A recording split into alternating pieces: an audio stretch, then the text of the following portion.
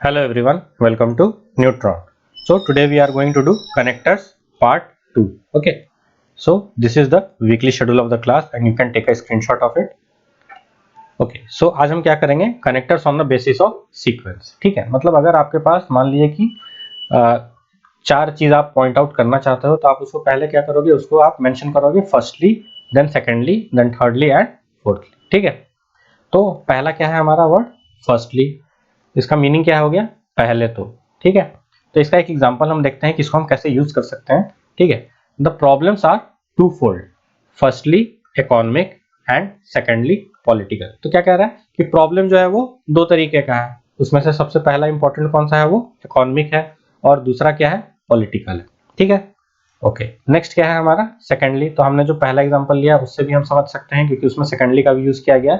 तो इसका मीनिंग क्या है, दूसरे स्थान पे. तो दूसरे स्थान पे आप किसी चीज को मेंशन करना चाहते हो तो आप क्या लिखोगे, he has fulfilled two of his dreams, firstly overcoming his stammer and secondly helping others. ठीक है, तो उसका जिंदगी का दो उद्देश्य है. ठीक है, उसका ड्रीम है. ठीक है, और वो क्या बोल रहा है कि उसने फुलफिल कर लिया है उन ड्रीम को. ठीक है, तो उसमें से पहला क्या है कि अपना ओवरकमिंग हिज स्टैमर, जो हकलाता है उसको हम बोलते हैं स्टैमर करना. ठीक है, तो जो हकलाता था उसको ओवरकम कर लेना, उसको उस पर विजय प्राप्त कर लेना. और दूसरा क्या है, आपकी दूसरों का हेल्प करना. ठीक है, ओके. नेक्स्ट क्या है, थर्ड. ओके, तो थर्ड का क्या मीनिंग हो गया, तिहाई. मतलब कि जब हम किसी सर्कल को अगर हम तीन भाग में बांट देते हैं तो उसका एक भाग को हम क्या बोल सकते हैं, वन थर्ड. तो इसी को हम बोल रहा है एक तिहाई. ठीक है, तो इसमें क्या बोल रहा है, इसका एग्जांपल क्या है, she spends over a third of her time doing paper work. ठीक है, तो कहीं ऑफिस में जाती होगी तो वो क्या बोल रहा है कि वो जब ऑफिस में जा रही है तो अपना जो एक तिहाई जो दिन का जो समय है वो किस चीज पे वो काम करती है, वो अपना पेपर वर्क पे काम करने में लगाती है. ठीक है, ओके. नेक्स्ट क्या है आपका, देन. ठीक है, तो इसका क्या मीनिंग हो गया, इसका मतलब हो गया फिर. तो इसको हम कैसे यूज कर सकते हैं, if you can't go then let me know. कह रहा है कि अगर आप नहीं जा सकते हो तो मुझे आप बताना. ठीक है, ओके. अब नेक्स्ट वाला क्या है, नेक्स्ट ही है. इसका क्या मीनिंग है, अगला. ठीक है, तो इसको हम कैसे यूज करेंगे, I have an appointment with the dentist next Wednesday. ठीक है, तो बोल रहा है क्या कि मेरा अपॉइंटमेंट है डेंटिस्ट के साथ, कब है, नेक्स्ट वेडनेसडे को है. ठीक है, मतलब इस वेडनेसडे को नहीं है, इस सप्ताह के वेडनेसडे को नहीं है, नेक्स्ट वीक के वेडनेसडे को होगा. ठीक है, ओके.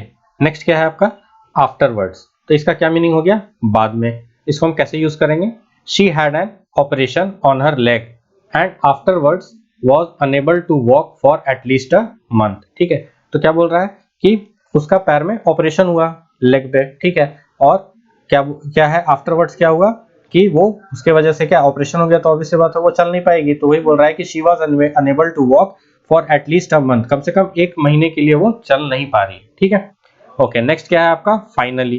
तो फाइनली का मतलब क्या होता है, अंत में. ठीक है, जब हम किसी चीज के एंड में हम किसी 10 पॉइंट्स को अगर हम मेंशन करते हैं तो लास्ट वाले को हम कैसे बोल सकते हैं कि फाइनली ऐसा ऐसा हुआ. ठीक है, तो इसका क्या एग्जांपल है, इसका they finally found the cat up on the roof. ठीक है, तो बोल रहा है कि इस कैट का हर जगह सर्च किया गया. ठीक है, और फाइनली वो कहां पे मिली, वो एक रूफ टॉप पे मिली. ठीक है, ओके. नेक्स्ट क्या है, इवेंचुअली. इवेंचुअली मतलब क्या होता है, अंततः. ठीक है, तो इसका भी फाइनली के सेंस में ही इसका मीनिंग होता है क्योंकि ये अंत में ही यूज होता है.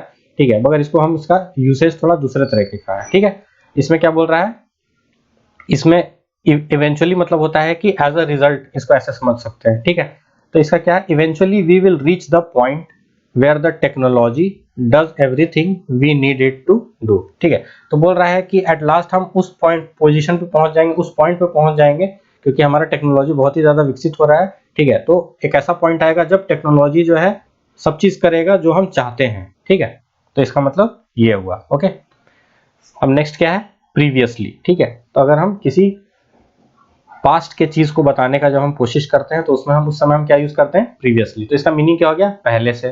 ठीक है, तो इसका एग्जांपल क्या है, Guyana's railways were previously owned by private companies. ठीक है, मतलब कि अब आज के डेट में वो प्राइवेट कंपनीज के द्वारा ओन नहीं किया जा रहा है. ठीक है, मगर पहले जो है वो किसके द्वारा ओन किया गया था, प्राइवेट कंपनीज के द्वारा ही ओन्ड था. ठीक है, ओके. नेक्स्ट क्या है आपका, आफ्टर दैट. ठीक है, इसका मीनिंग क्या हो गया, इसके बाद. ठीक है, तो इसको हम कैसे यूज करेंगे, we will visit the zoo after that we will go out for dinner. ठीक है, तो बोल रहा है क्या कि हम पहले जाके जू को विजिट करेंगे, ठीक है, और उसके बाद हम क्या करेंगे, इसके बाद हम क्या करेंगे, अपना हम लोग सब मिलकर डिनर के लिए बाहर जाएंगे। ओके, नेक्स्ट क्या है आपका, मीनवाइल।